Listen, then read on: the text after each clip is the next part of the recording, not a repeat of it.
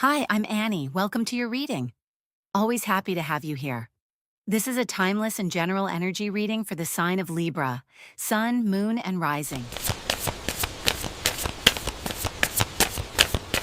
Libra, this combination of cards describes a heavy harmony. You are likely in a situation where the external picture looks perfect, but the internal cost of maintaining that image is becoming unsustainable. You are currently in a high-stakes holding pattern where the cost of maintaining a perfect image is depleting your actual resources. This is lonely together energy. You are using silence as a shield. Hidden from view is a fear that if you actually spoke up about your needs, there wouldn't be enough love or resources to meet them. You are surviving on emotional scraps while pretending to be peaceful.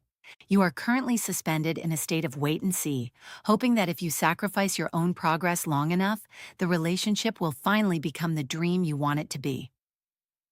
This is a high-stakes trade-off. You are trading your personal growth and freedom for a sense of emotional security. It's a mature relationship in the sense that you are both working hard, but it's unhealthy in the sense that the peace is bought through silence and sacrifice. Does this feel like a situation where you are the one doing all the heavy lifting, or are you both trapped in this cycle together? The Five of Cups + Ten of Wands combination often appears when one partner is working for two. You may be overcompensating for a past betrayal, a period of instability, or a partner's lack of effort. You are likely carrying 10 wands worth of labor to fix 5 cups worth of damage. A mature relationship requires shared weight. It is time to stop trying to save the connection through sheer force of will. If you drop your extra burdens and the relationship collapses, it was already structurally unsound. The Devil and Nine of Cups combined is the golden cage of relationships. You are getting exactly what you wished for: the house, the partner, the status, but you feel like a prisoner to it. The devil here isn't just toxic passion, it is the addiction to the comfort that this specific partner provides. Recognize where your satisfaction has become a bondage. If your happiness is entirely dependent on this person's approval or presence, you have traded your sovereignty for a Nine of Cups emotional high.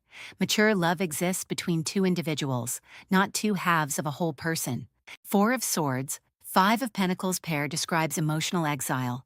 You are likely coexisting in a peaceful silence, Four of Swords, because you are terrified that if you speak your truth, you will find out you are actually out in the cold, Five of Pentacles. Your rest is actually a defensive withdrawal. You are hiding your needs because you don't believe the relationship has the wealth, emotional capacity to meet them. Practical maturity requires moving from the Four of Swords, avoidance, into the Five of Pentacles, vulnerability, to see if your partner will actually let you in from the cold. The Hanged Man and Ten of Cups is the ultimate dilemma of the martyr for harmony.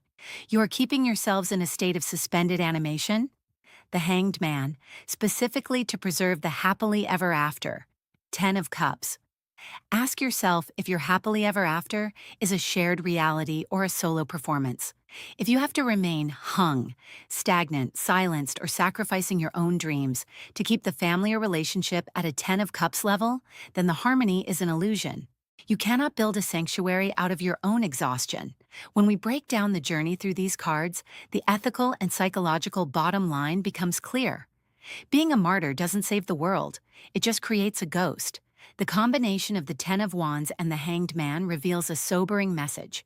If you have to set yourself on fire to keep others warm, to maintain that Ten of Cups, eventually you will be reduced to ash.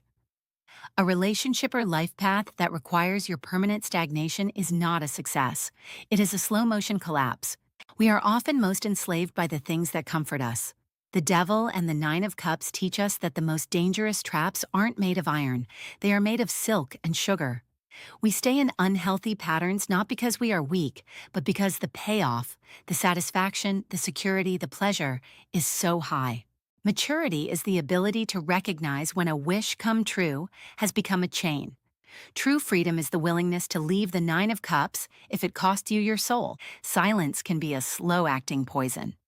The Four of Swords hiding the Five of Pentacles shows that keeping the peace is often just a polite way of saying dying in private.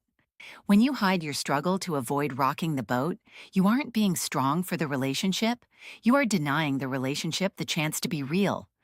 A harmony that cannot survive the truth was never real harmony. It is better to be out in the cold together than to be warm and comfortable while feeling completely alone. True fulfillment, 10 of Cups, cannot be forced, managed, or bought through suffering. It is the byproduct of two whole people standing on their own feet, not one person hanging from a tree to keep the other person happy. It's time to stop mourning what the relationship isn't and look at what is actually left.